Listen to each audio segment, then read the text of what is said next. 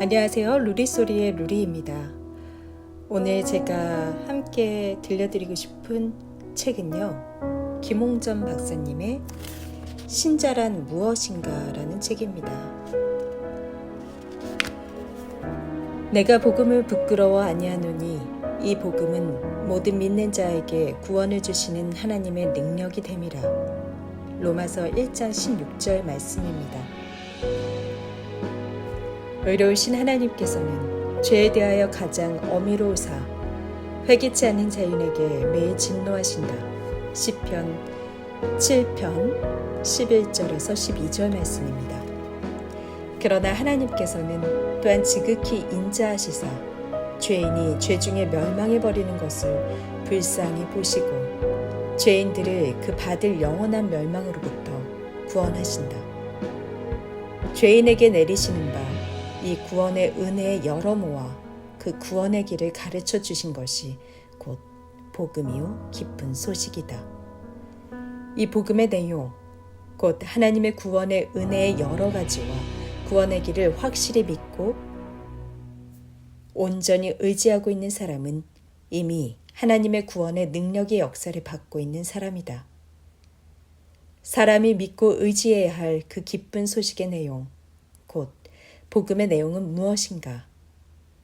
그것은 복음을 전하는 사람이나 받는 사람이 다 같이 누락 없이 전하고 받아야 할 것이다.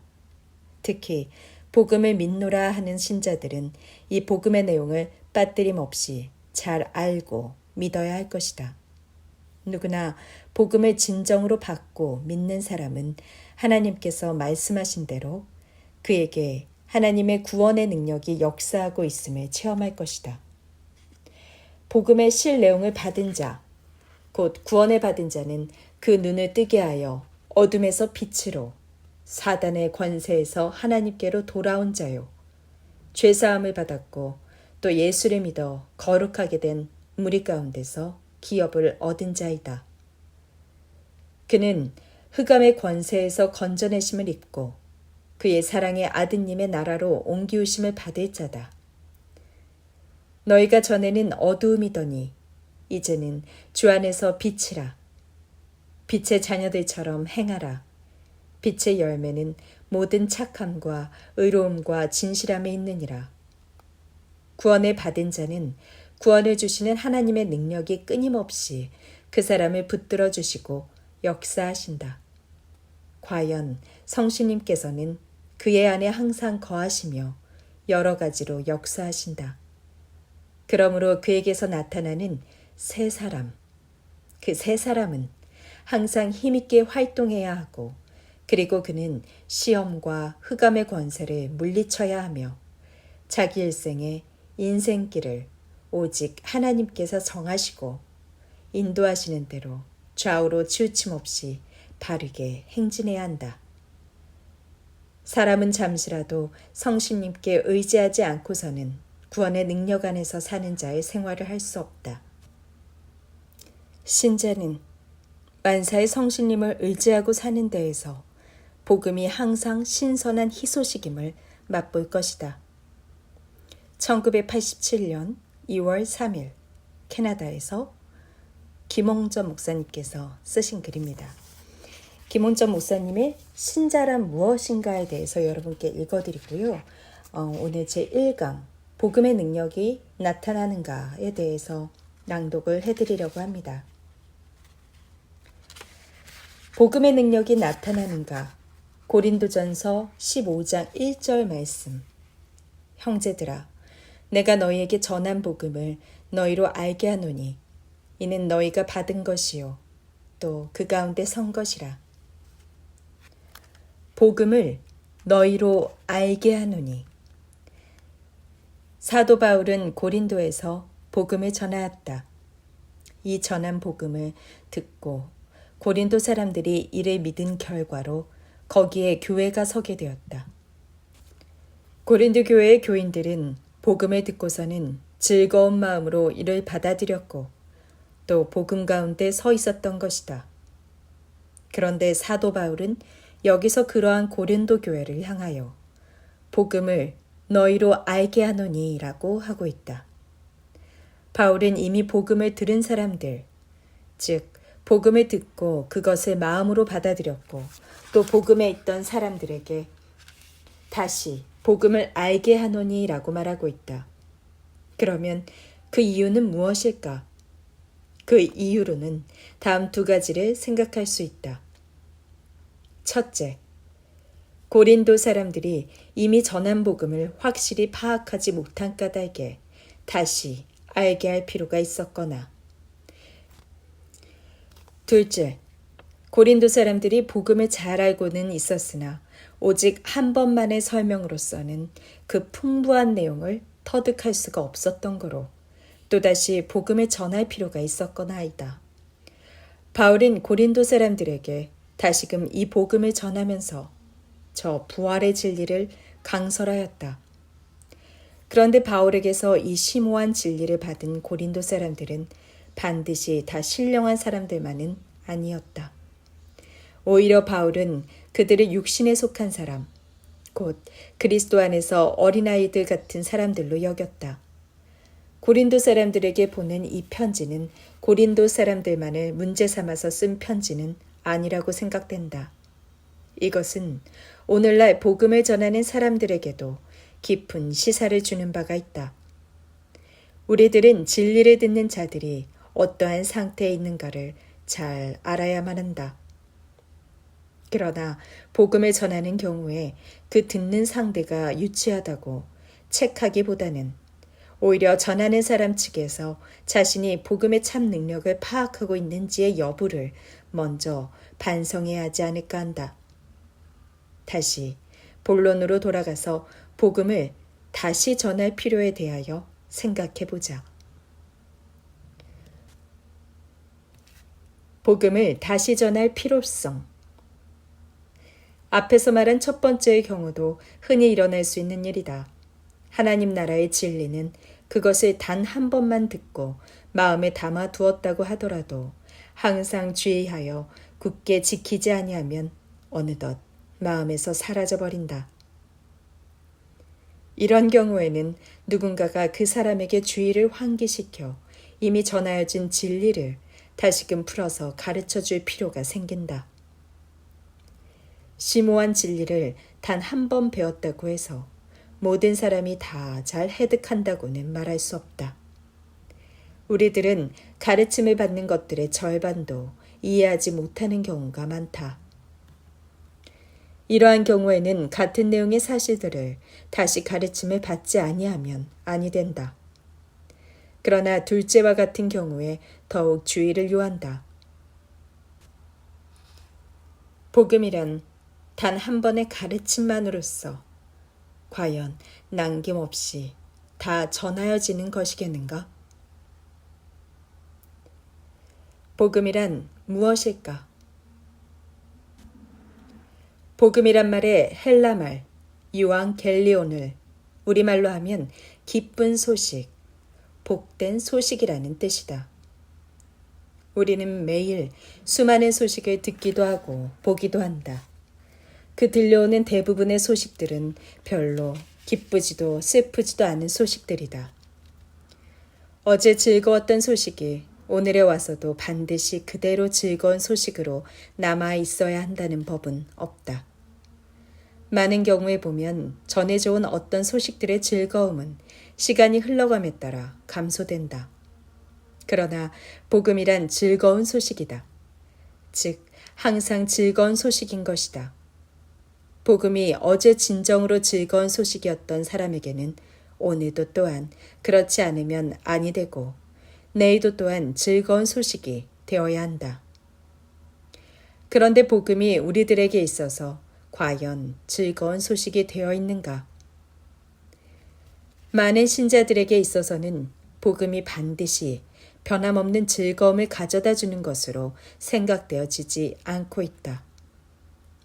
이러한 경우 많은 신자들은 복음을 다시 듣고 가르침을 받지 아니하면 아니 된다. 그래서 복음의 진수를 확실히 파악해야 하겠다. 왜냐하면 매일매일의 생활에 있어서 복음이 참 복음, 즉 즐거운 소식이 되어 마음에 울려오는 일이 없다고 하면 그 사람은 참으로 구원을 받았다고 말할 수 있을는지 의문이 있기 때문이다. 이러한 상태는 참으로 위험한 상태가 아닐 수 없다. 많은 사람들은 구원을 너무나 안이하게 생각해버리는 패단에 빠져 있다. 신자는 구원을 받았다는 실증을 확실히 파악하고 있어야 할 것이다. 구원의 실증은 이 복음과 밀접한 관계를 가지고 있다. 왜냐하면 이 복음 이외에는 구원을 받을 수 없기 때문이다.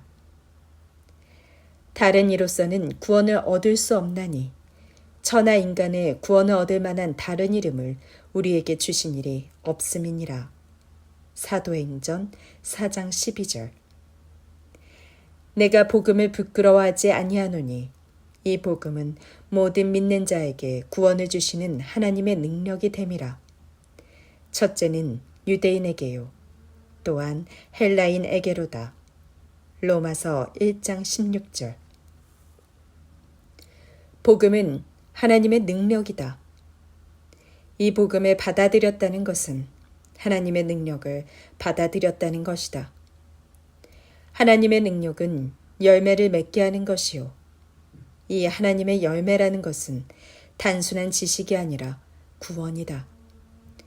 구원은 그 사람 전체에 미치는 바 하나님의 능력의 열매이다. 만일 우리가 복음을 듣고 믿었다고 할지라도 복음이 당연히 가져올 구원의 실증이 결여되었다면 다시 한번 바르게 복음을 받아들여야 한다. 또 복음의 실증이 어제는 되어 있었다 할지라도 오늘에 힘있게 실증되지 않는다면 다시 한번 참된 복음을 듣고 배워야 한다. 그뿐만 아니다. 복음을 우리가 날마다 당하는 모든 문제에 참된 해결을 위한 능력으로 파악하지 못한 때에도 또한 복음을 다시 듣고 배워야 한다. 이렇게 복음은 그것을 거듭 전파하고 알려야 할 필요가 있다. 그런 까닭에 우리들도 이를 거듭 알리지 않으면 안 되겠다. 복음의 능력이 나타나지 않는 현실. 오늘날 복음주의 교회나 복음주의 신자라고 하는 사람들이 무능력하다는 말을 많이 듣는다. 참 기독교 교회에 대한 도전은 현 세기에 있어서 더욱 치열하여 간다. 흑암, 방황, 악마적이라는 것 등은 어느 시대에나 있었던 것으로서 반드시 현 세기의 특징이라고만은 말할 수 없다. 그러나 사람들이 희망을 잃고 절망이라는 말이 한 세기의 특성을 나타낸다는 사실은 어느 세기에서나 볼 수 있었던 현상은 아니다. 지나간 세기에서는 그런 예를 별로 볼 수 없었다. 특별히 지적할 것도 없이 오늘의 시대에는 여러 가지 특성들이 있다. 이런 것을 단순한 하나의 현상으로만 보아 넘길 수는 없다. 이들 하나하나의 현상이 바로 참 교회에 대한 도전이 되고 있다. 절망이다 라는 외침은 또한 희망과 빛에 대한 갈구를 뜻한다. 무력과 방황은 또한 힘과 안식에 대한 간절한 소원의 표시이기도 하다. 인류에게 희망과 빛과 안식을 가져다주는 참 기쁜 소식을 가진 기독교는 모든 인류의 갈구와 절망에 대하여 대응해줄 의무가 있다. 그러한 대응이야말로 줄이고 목마른 사람들에게 있어서 참 기쁜 소식이 되고 복음이 된다. 그러면 오늘의 교회의 상태는 어떠한가? 절망과 갈구가 있고 그 밖에 또 역사의 종말을 상상케 하는 여러 현상이 일어나는 이 세계에 과연 참 기쁜 소식이 전달되고 있는 것인가? 과연 이 일을 행하고 있다면 인류의 그 갈구가 지금 치유되어 가고 있다는 무슨 증거라도 보여야 할 것이 아닌가? 그런데 인류의 그 갈구가 치유되어 가고 있다고 하면 그것은 대체 어떻게 나타나고 있는 것일까? 또한 복음의 현실적 능력이 나타난다는 것은 곧 세계의 모든 난문제들이 소멸되어 간다는 것인가? 아니다.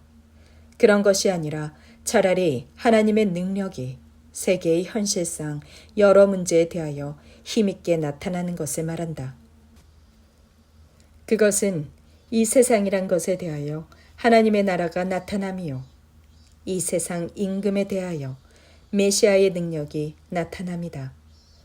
거기에 따라서 우리들이 진실되게 복음을 가진 자로서, 즉 하나님 나라의 시민으로서, 그 대표자들로서 이 세상이라는 나라에 대하여 전투함으로써 하나님 나라의 능력을 발휘하여 승리를 거두는 것이 곧 그것이다.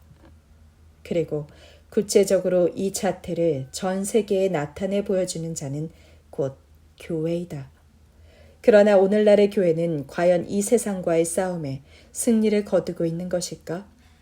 세계 8억의 그리스도인들의 대부분은 어떤 길을 걷고 있는 것일까? 나는 오늘의 교회의 무능을 통감하지 않을 수 없다. 이런 상태는 복음의 능력이 너무나도 발휘되지 못한 결과가 아니겠는가? 그것은 또 많은 신자들의 복음에 대한 이해가 빈곤함을 의미하는 것이 아니겠는가? 동시에 또한 몇 번이고 반복하여 깊고 힘있게 전파되어야 할 복음이 실제로는 그렇게 전파되고 있지 못한 것이 아니겠는가?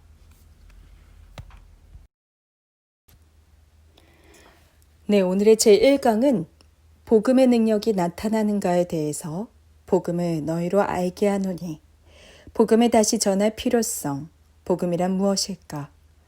복음의 능력이 나타나지 않는 현실에 대하여 낭독을 해보았습니다.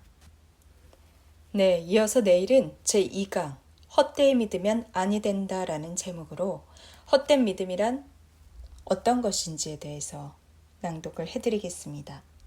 오늘도 주님의 은혜로 감사와 기쁨이 넘치는 하루 되시기 바랍니다. 감사합니다.